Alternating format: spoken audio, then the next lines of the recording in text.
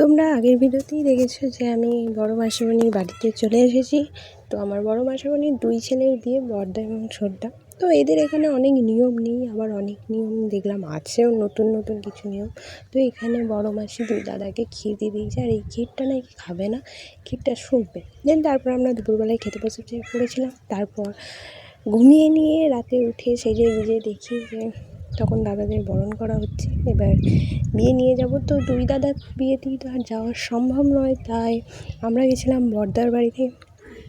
তো বড়দার বাড়ি, শ্বশুরবাড়ি যেতে যেতে এখানে রাস্তায় একটু চা খেয়ে নিয়েছিলাম। দেন তারপর আমরা বেরিয়ে পড়ি আবার। তো তারপরে বড়দার শ্বশুরবাড়ি চলে আসি। তো তারপরে এখানে বড়দাকে বরণ করে নেয় বড়দার শাশুড়ি মা। দেন তারপর বড়দাকে ঘরে নিয়ে যাওয়া হয়। আর এখানে মণ্ডপটা খুব সুন্দর সাজানো হয়েছিল। তো আজকের ভিডিও এইটুকু, দেখাচ্ছে নেক্সট পার্টে। বাই।